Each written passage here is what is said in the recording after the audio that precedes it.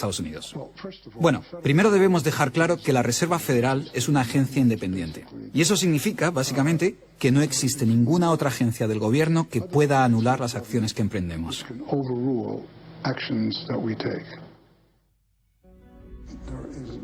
Que no existe ninguna otra agencia del gobierno que pueda anular las acciones que emprendemos. Tenemos un banco privado que imprime dinero en beneficio del Tesoro. La Reserva Federal imprime dinero en un sistema basado en la deuda, que crea escasez, pero coloca a un grupo de privilegiados en una posición en la que tienen acceso a todos los datos sobre la economía, mientras que nosotros continuamos en la ignorancia. Así que tenemos a un pequeño grupo de banqueros que entienden los datos de cómo funciona el dinero en la economía y se les proporciona la habilidad de imprimir dinero de manera que se sigue protegiendo a los privilegiados mientras que el resto nos hundimos. Catherine hizo la prueba de comparar una economía sana con un toroide vibrante, equilibrado, que fluye libremente y que se autoenergiza, en contraposición con lo que está pasando actualmente en nuestra economía. Tenemos un sistema muy dinámico que intenta optimizarse, pero en el centro se entrelaza con una solitaria. La solitaria actúa en el cuerpo inyectando una sustancia química que hace que te apetezcan las sustancias que le resultan beneficiosas a ella y que para ti son perjudiciales. Tienes un parásito que te manipula y que se alimenta a costa del organismo. Vivimos en un sistema económico que imita a la solitaria, donde la élite financiera sería la tenia y se está alimentando de nosotros, y no les gusta que se descubran sus artimañas. Después de que Catherine comenzase a destapar la corrupción del gobierno en los más altos niveles, el FBI llevó a cabo una redada en su compañía y le requisó sus pertenencias. Tuvo que ir de juicio en juicio durante 10 años hasta que la declararon inocente.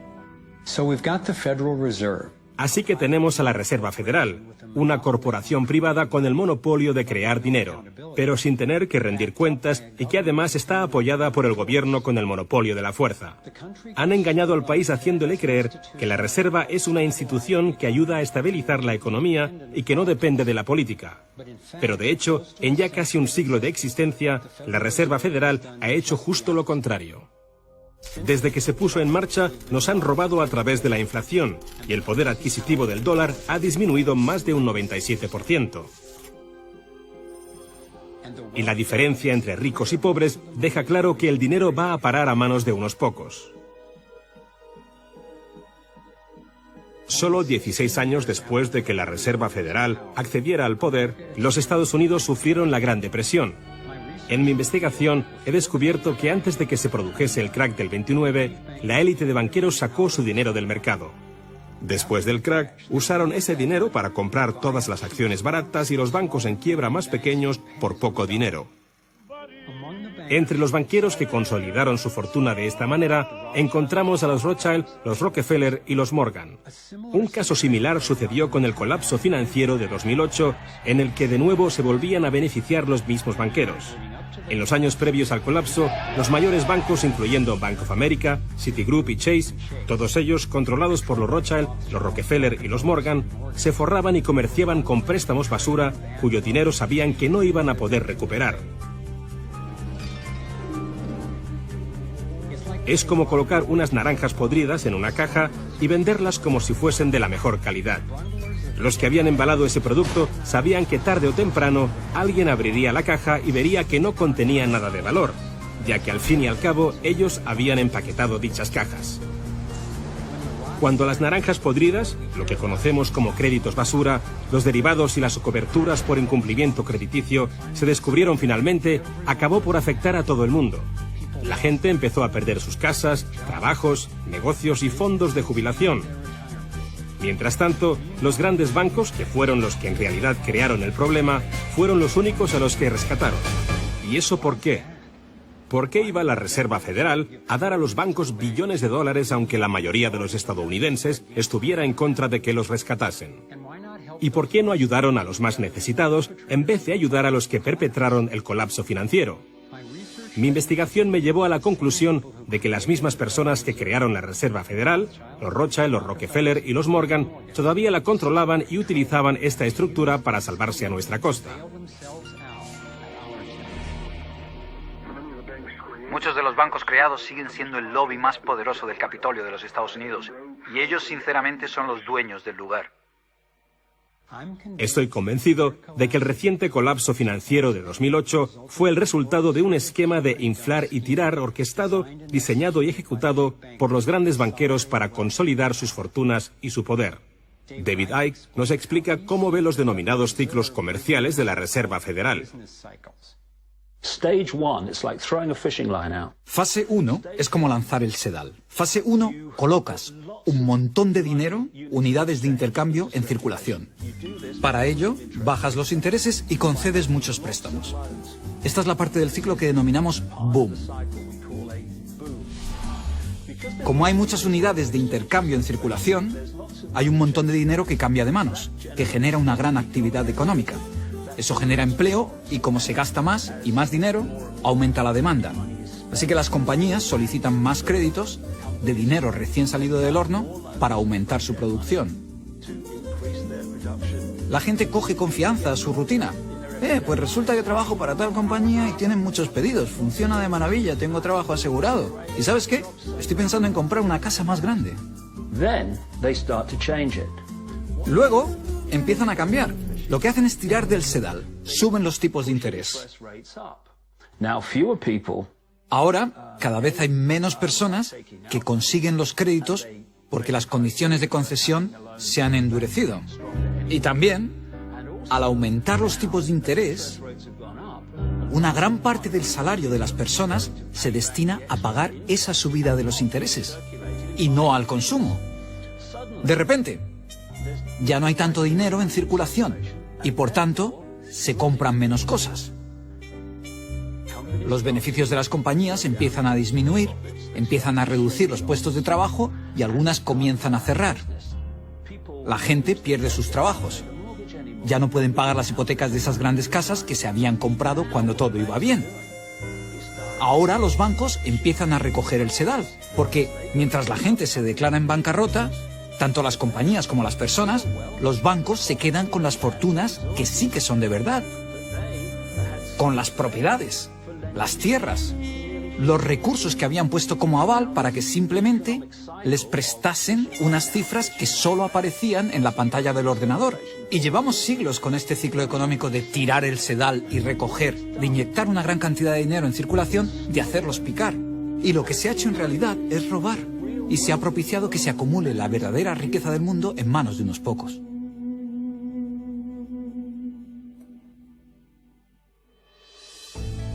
A nivel internacional, los bancos centrales utilizan el Banco Mundial y el Fondo Monetario Internacional para hacer más dinero mientras explotan los recursos de aquellos países a los que les prestan dinero y con este proceso acaban llevándolos a la bancarrota.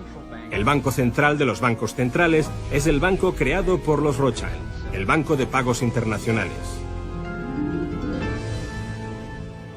La élite se está posicionando para controlar el acceso a prácticamente todo lo que necesitamos para sobrevivir. Da igual a qué parte del mundo vayas, porque el dinero está controlado por el sistema bancario. Ellos deciden si la gente come o no come. ¿Quién se convierte en multimillonario y quién sobrevive con menos de $1 al día? El que controla el dinero, controla el mundo. Y muy pocas personas controlan el dinero.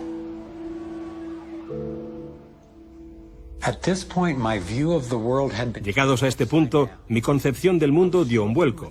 Empecé a enfrentarme al hecho de que el fracaso y el sufrimiento de muchos es en realidad el éxito y realización de unos pocos, la élite de los banqueros que ha engañado al mundo y a los que se les ha permitido crear dinero.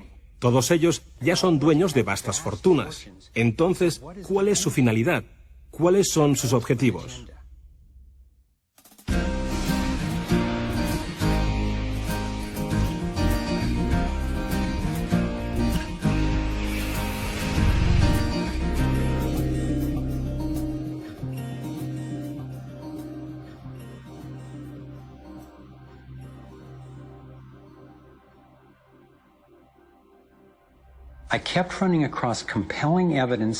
Seguí encontrando pruebas y a expertos creíbles que afirmaban que el objetivo secreto de la élite financiera no era otro que el dominio total del mundo. Al principio me resistí a creerlo. pero me había comprometido a averiguar qué nos impedía prosperar, y daba igual a dónde me llevase ese descubrimiento. Una noche me desperté a las 3 de la madrugada con una pregunta que me inquietaba. Si este pequeño grupo quería dominar el mundo entero, ¿qué necesitarían controlar para conseguirlo? Salté de la cama y empecé a hacer una lista. Lo primero y lo más importante es que tienen que controlar el dinero. Y eso ya lo hacen. Controlar el dinero les permite controlar el resto de las cosas. Necesitan controlar la energía y eso también lo hacen. También controlan la agricultura a gran escala y el comercio mundial. Están comprando todos los suministros de agua de todo el mundo. Se han metido a la sanidad en el bolsillo e intentan acabar con las alternativas naturales. Tienen que controlar la información a la que tenemos acceso y nuestra reacción ante tal información. En Estados Unidos, Internet, nuestra mayor herramienta de comunicación y la base de la organización, hoy en día no está controlada o censurada. Pero esto está sufriendo ataques desde muchos puntos. Gobiernos, corporaciones y las Naciones Unidas intentan conseguir el control. Para un dominio total, se debe controlar la disconformidad. Tienen que arrebatarnos nuestros derechos, espiar a ciudadanos de a pie y seguirnos en todas las facetas de la vida. Mientras amanecía, sabía que una poderosa élite lo tenía prácticamente todo preparado para gobernar el mundo, y con miedo me di cuenta de que Gran Hermano no se acerca, sino que ya está aquí. Ya estamos metidos en Matrix. Pero ¿cómo salimos? Fui consciente de que necesitaba descubrir cuáles eran sus estructuras de poder y cómo funcionaban. Un grupo relativamente pequeño de familias, especialmente los Rothschild, los Rockefeller, los Morgan y los Carnegie, junto con los Harriman, los Schiff y los Warburg, han dirigido la élite en Occidente durante generaciones. Con esto no quiero decir que todos los integrantes de estas familias sean conscientes o participen en los planes de dominio del mundo. Sin embargo, estoy convencido de que los cabezas de familia de estas dinastías controlan los intereses corporativos y financieros que llevan a cabo el fatídico esquema que está destrozando tantísimas vidas. Se les ha puesto muchos nombres a aquellos que en secreto controlan el orden del día. Algunos informes filtrados confirman que se reúnen por todo el mundo a puerta cerrada para debatir sus intereses. Entonces, como un mecanismo de relojería, sus planes empiezan a aparecer en los medios de comunicación, finanzas, negocios, gobiernos y acciones militares. Está claro que no todos los que forman parte de estos grupos toman las decisiones. Hay una jerarquía de información y participación. Uno de los principales símbolos de esta élite de control es el ojo que todo lo ve. Aparece en el billete del dólar, en el sistema de vigilancia masiva estadounidense, que en un principio se llamó Conocimiento Total de Información, en la agencia de inteligencia británica MI5 e incluso preside el complejo del Tribunal Superior de Justicia en Israel, diseñado y financiado en su totalidad por los Rothschild. Creo que han tomado la imponente imagen de la pirámide de Keops y su famoso remate metálico, pero lo han distorsionado con el mensaje de que representa a aquellos que están en la cima y que son capaces de controlar y seguir a todos aquellos que están por debajo. Pero esta información la han utilizado de manera perjudicial aquellos que quieren promover el antisemitismo. Erróneamente, califican estos objetivos de intereses judíos y continúan fomentando el racismo que acaba destruyendo tantísimas vidas. Dejemos las cosas claras. No se trata de objetivos judíos. Se ha documentado que los banqueros centrales incluso financiaron a ambos bandos de la Segunda Guerra Mundial, así como algunas corporaciones asociadas con las atrocidades de Hitler contra el pueblo judío. Como estas personas tienen más dinero del que necesitarán sus familias durante generaciones, y como también tienen el poder para crear el dinero, no creo que su objetivo final sea amasar una fortuna. Y si ya tienes todas las cosas materiales que puedes desear en la vida, ¿qué otra cosa puedes desear? Y para muchos la respuesta es poder, el poder mundial. Se convirtieron en una élite intelectual, empezaron a pensar que tenían un plan que era mucho mejor que cualquier otro plan. Pensaban que la libertad resultaba peligrosa. Si le das libertad a la gente, ¿sabes lo que pasa? Pues que probablemente no la usen con sentido común, como nosotros pensamos que deberían usarla. Somos más listos que ellos y por su propio bien debemos gobernarlos. Cuando por fin acepté la idea de una élite que nos gobierna y que planea dominar el mundo, empecé a escuchar a estas mismas personas hablar de manera más atrevida y en público sobre todo esto. Solo que ellos lo llamaban el nuevo orden mundial. Cuando tengamos éxito, y lo tendremos, tendremos una oportunidad real de conseguir este nuevo orden mundial. Se trata de un nuevo orden mundial con retos completamente diferentes. Se puede crear un nuevo orden mundial. Es una gran oportunidad.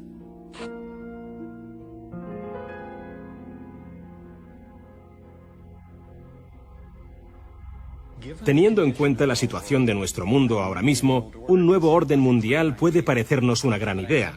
Pero tengo que diferenciar entre lo que descubrí sobre el dominio mundial, un único gobierno global dirigido por una pequeña élite, y la realidad de nuestra interconexión global, que es darnos cuenta de que a un nivel fundamental y espiritual no somos tan distintos, todos estamos conectados.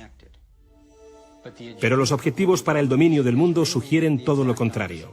Siguen la estrategia de divide y vencerás, para mantenernos enfrentados, pensando que el problema son los demócratas o los republicanos, los liberales o los conservadores, cuando en realidad ambos partidos tienen los mismos objetivos. Creo que nos dirigimos a un mundo totalitario, en realidad a una dictadura militar dirigido por una pequeña élite que tiene todo el poder y dicta las leyes. Si tuviesen éxito, no habría lugar al que huir o dónde esconderse. Pensadlo detenidamente.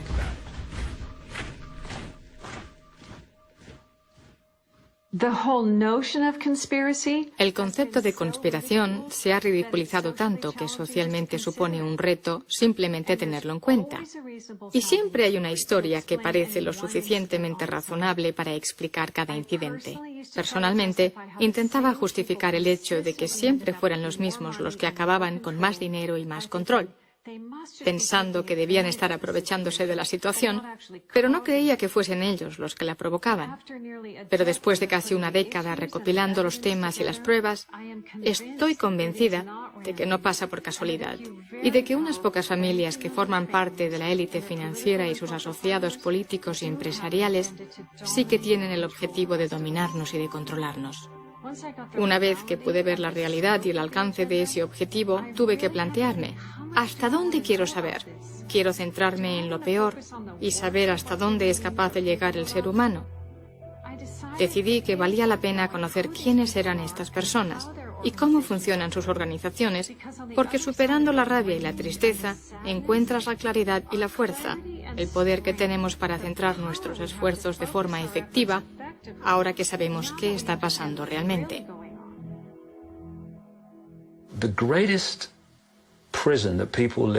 El miedo a qué piensan los demás es la mayor prisión en la que vive la gente.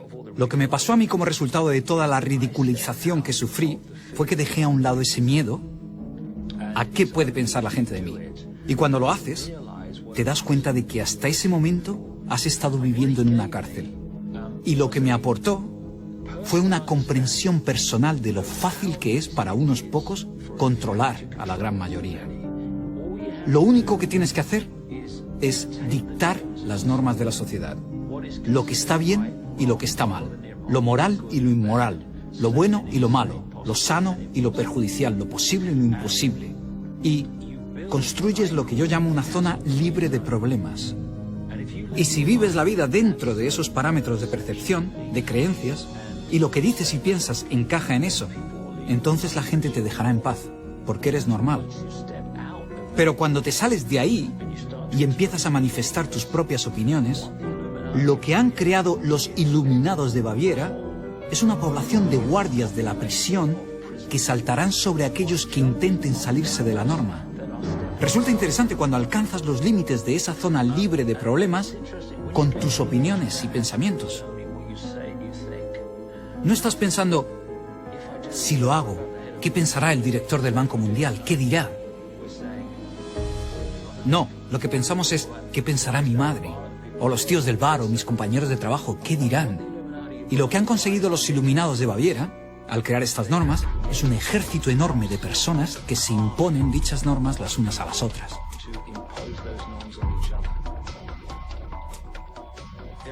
Su gran estrategia para el dominio del mundo ya se está llevando a cabo.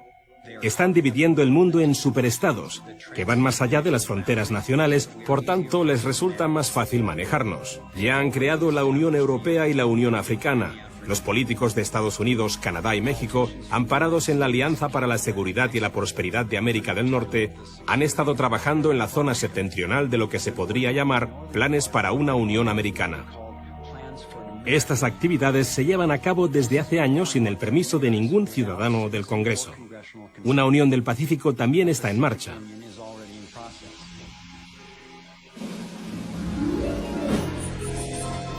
Este es el organigrama de la tiranía mundial, la estructura para conseguir un control total. Dos de los hombres más poderosos de Europa hablarán ahora de por qué el planeta debe estar regido por un solo gobierno. Es extremadamente importante que nosotros, en esta nueva propiedad de gobierno mundial, tengamos, especialmente a ambos lados del Atlántico, la implementación de las mismas normas del mismo modo. El año 2009 también es el primer año del gobierno mundial con la creación del G20, en medio de una crisis financiera. A nivel internacional, la élite de los bancos centrales ha colocado a grandes organizaciones en el lugar adecuado para implementar sus políticas, entre ellas la Organización Mundial del Comercio, la Organización Mundial de la Salud, el Banco Mundial y el Fondo Monetario Internacional. John Perkins es un hombre que, debido a sus muchos años de experiencia como lo que se conoce como sicario económico, conoce cómo la conspiración de los bancos, corporaciones y gobiernos ha tomado el control de países de todo el mundo. Hemos usado muchas técnicas, pero probablemente la más común es que vamos a un país que tiene recursos que nuestras corporaciones desean, como petróleo, y organizamos un gran préstamo para ese país a través de una organización como el Banco Mundial u otra similar. Pero casi todo el dinero va a parar a las corporaciones de los Estados Unidos, no al país en sí, sino a corporaciones como Bechtel y Halliburton, General Motors, General Electric, este tipo de organizaciones. Y ellos construyen grandes proyectos de infraestructuras en ese país. Centrales eléctricas, autovías, puertos, polígonos industriales, cosas que les resultan de utilidad a los ricos, pero que los pobres apenas disfrutan. De hecho, los que sufren son los pobres porque se tienen que devolver préstamos de enormes cantidades y su pago implica que los pobres no tendrán acceso a la educación, sanidad o a cualquier otro servicio social. Y el país se ve sumido en una enorme deuda, intencionadamente. Volvemos, los sicarios económicos, a este país y decimos, escuchad, nos debéis un montón de dinero. No podéis pagar vuestras deudas, así que pagadnos en especies. Y en cuanto un presidente antiestadounidense es elegido, uno de nosotros va y dice, felicidades, señor presidente. Ahora que es presidente, solo quiero decirle que puedo hacerle muy, pero que muy rico a usted y a su familia. Se puede llevar varios cientos de millones de dólares si nos baila el agua. Si me dice que no, tengo en este bolsillo una pistola con una bala que lleva su nombre, por si acaso se le ocurre mantener las promesas que hizo durante la campaña y dejarnos tirados. Venda muy barato el petróleo a nuestras compañías petrolíferas, vote con nosotros en el próximo debate de las Naciones Unidas o mande tropas de apoyo a los nuestros a diferentes lugares del mundo, como Irak. Y de esa manera hemos conseguido crear un imperio mundial en el que muy pocos saben lo que hemos hecho. Como mucha gente, pensaba que una conspiración para dominar el mundo no podría funcionar porque básicamente no hay personas que sean tan competentes. Pensaba, no puede ser que sean capaces de orquestar esos planes con ese nivel de control y secretismo necesario. Una de las falsas creencias es que todo esto pasa porque el gobierno es incompetente. Y es un gravísimo error y la gente no lo sabe. Y por supuesto es una gran tapadera, ya que el sistema sí que sabe hacia dónde va todo esto. Y va donde quiere ir y lo está consiguiendo. Y me seguía preguntando, ¿cómo puede mantenerse en secreto algo tan gordo y corrupto? Es una estructura simple. Y si no fuese por eso, no funcionaría. Y se puede relacionar con una pirámide compartimentada. Si nos fijamos en cualquier organización de hoy en día, da igual que sea una organización internacional, una universidad, un gobierno o una sociedad secreta. Todas están organizadas en forma piramidal. Y como dice la CIA y otras agencias de inteligencia, se basan en un sistema de necesidad de información. Solo dejan saber a la gente aquello que necesita saber para que contribuya a la organización. Y nada más. Tomemos como ejemplo un banco individual. Aunque en realidad eso no existe, pero bueno. En la base de la pirámide tendríamos a las personas que vemos cuando vamos a ingresar la nómina. Bueno, ellos desconocen lo que sabe el director del banco y sus intereses. Solo saben lo que necesitan saber para hacer su trabajo. Este director del banco, que se encuentra en su oficina, no sabe lo que está pasando en el siguiente nivel. Y estos, a su vez, no saben lo que pasa en el siguiente. Y al final, solo quedan unos pocos, los situados en la cima de la pirámide de la estructura de la banca. Esos son los únicos que saben cuáles son los verdaderos intereses del banco y qué dirección se va a tomar y por qué. Esta compartimentación explica cómo el proyecto Manhattan, que desarrolló la bomba atómica en la Segunda Guerra Mundial, se mantuvo en secreto a pesar de que había 130.000 personas trabajando en él. Cuando empecé a conocer la escala y las intenciones de sus objetivos, pasé 2 semanas como si tuviera la gripe. Pero luego me di cuenta de que en realidad se trataba de un intento perfectamente planeado y orquestado para hundir el potencial humano. Pero aún así, nuestro potencial sigue brillando. Aunque nos distraen y nos reprimen de manera sistemática, hemos conseguido crear soluciones innovadoras e ingeniosas para muchos de los problemas a los que nos enfrentamos. No es culpa nuestra no habernos dado cuenta de lo bien organizado que está este esquema y de sus intenciones. Este es nuestro reto. Me fijé en la clase de mundo que la élite controladora nos ha dado y me tuve que preguntar, ¿cómo sería nuestro mundo si tuviesen el control total sobre todos nosotros en todas las partes del planeta? En este nuevo orden mundial que proponen, un pequeño número de personas ejercería el control total sobre la vida del resto, a través de un sistema de vigilancia indiscreta, control de la disensión a través de la violencia y la esclavitud de la deuda. Imaginaos pequeñas islas de opulencia rodeadas de un mar de miseria, donde la misión del ejército es proteger a los que tienen de los que no tienen. He llegado a creer que si consiguen sus objetivos no augurará nada bueno para nosotros y que no se detendrán ante nada para implementar su plan. Aunque a los estadounidenses nos resulte difícil de aceptar, estoy convencido ahora de que el objetivo de la élite mundial incluye destruir la solvencia y soberanía financieras de los Estados Unidos. Con su historia de libertad de expresión y revuelta armada, los Estados Unidos representan el mayor obstáculo para conseguir la consolidación mundial del poder. Si consiguen hundir este país, creo que la élite internacional intentará transferir el poder y la productividad de los estadounidenses a su dictadura mundial. Gradualmente irán controlando nuestras vidas en lo que David Icke ha llamado totalitarismo de puntillas. Pensadlo. Nos tienen sumidos en una deuda tan profunda que nunca podremos devolverla. Están hundiendo el dólar e intentan reemplazarlo con una divisa mundial del FMI. Esta impresión de una moneda mundial electrónica y sin necesidad de dinero en efectivo facilitaría que una autoridad central pudiese incapacitar económicamente a cualquier individuo o grupo al instante. Ahora, por primera vez en la historia, se proponen impuestos internacionales con la excusa de atender el cambio climático. Como un caballo de Troya, el sugerido tratado, desvelado en la Conferencia del Clima de Copenhague de 2009, apeló a nuestra preocupación por el medio ambiente, mientras nos distraía del hecho de que este impuesto sin precedentes sobre el carbono se le pagaría al Banco Mundial y que la Policía Mundial haría que se cumpliera. Hay formas de solucionar la necesidad obvia de recortar la polución sin crear una base imponible para la tiranía. Quieres cambiar la sociedad de un modo que sabes que si lo haces abiertamente obtendrás una reacción adversa. Así que no lo haces abiertamente. Usas la estrategia problema, reacción, solución. Fase 1. Creas un problema. Podría ser un atentado terrorista con bomba, un 11S, el hundimiento de una moneda, una caída de la bolsa, el fracaso de un gobierno. Le cuentas a la gente tu versión de A, quién lo ha hecho, y B, por qué. Y, llegados a ese punto, la estrategia problema-reacción-solución se vendría abajo si tuviésemos unos medios de comunicación que de verdad hiciesen periodismo. En vez de eso, los medios de comunicación dominantes son una empresa de relaciones públicas que cuenta la versión oficial de los hechos. Resulta que el presidente George W. Bush tenía razón acerca de las armas de destrucción masiva que escondía Saddam Hussein. Prácticamente la única manera o fuente de información que el público tiene sobre este hecho procede de los medios de comunicación dominantes. Y lo que buscan en la fase 2 de la estrategia problema-reacción-solución es una reacción de ira que da paso a la clave del miedo. Quieren que la gente le exija al gobierno que actúe, que haga algo. Esto no puede seguir así. ¿Qué pensáis hacer? Y esto nos lleva a la fase 3, en la que aquellos que habían creado el problema recogen esa exigencia del público basada en una historia falsa para luego ofrecer las soluciones abiertamente a los problemas que ellos mismos habían creado. La idea de usar la tragedia, manufacturada o simplemente politizada, era profundamente significativa cuando finalmente comprendí hasta dónde están dispuestas a llegar estas personas para conseguir sus objetivos.